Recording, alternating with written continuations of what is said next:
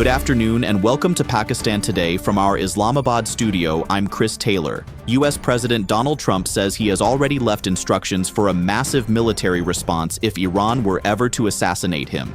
Speaking in an interview with the New York Post, Trump claimed Iran has wanted him dead for years and said that if anything happened to him, his standing instructions would be to strike Iran with unprecedented force.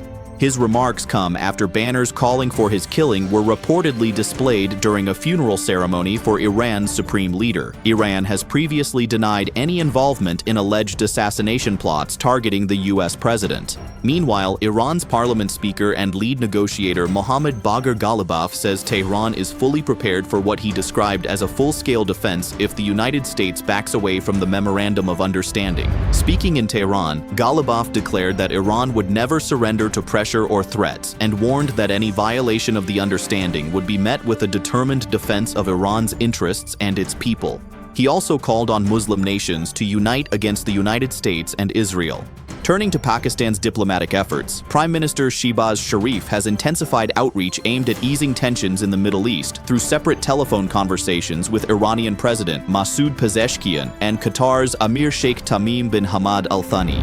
According to the Prime Minister's office, the premier urged all sides to exercise restraint, avoid actions that could undermine regional peace, and preserve recent diplomatic progress.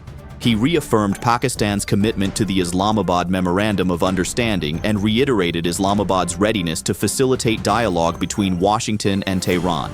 Both leaders also agreed that sustained diplomacy remains essential for lasting regional stability.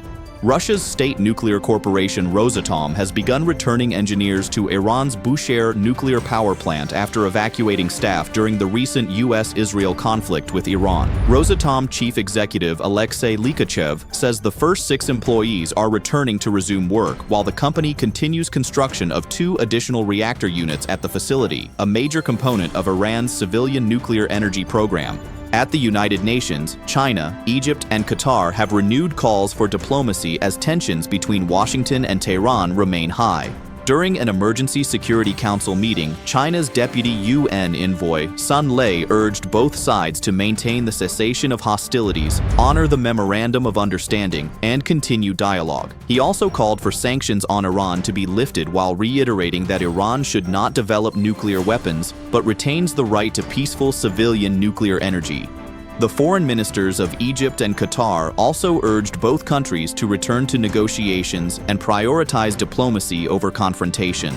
In the same Emergency Security Council session, Russia sharply criticized Western nations over the recent U.S. and Israeli strikes on Iran. Russia's deputy permanent representative to the United Nations, Anna Evstigneeva, accused the United Kingdom, France, and Germany of supporting attacks on Iran's civilian infrastructure. She also condemned what she described as the hypocrisy of Western states and expressed disappointment with the Security Council, saying some members were attempting to question objective procedural realities. Finally, in domestic news, the government has increased the prices of petroleum products with effect from July 11th. According to the Petroleum Division, the price of petrol has risen by 3.18 rupees per liter to 310.71 rupees, while high-speed diesel has increased by 3.80 rupees per liter to 323.30 rupees. The latest revision reflects fluctuations in global oil markets, although officials note that diesel prices remain below the record highs seen earlier this year. That's all for now. You're watching Pakistan Today. I'm Chris Taylor.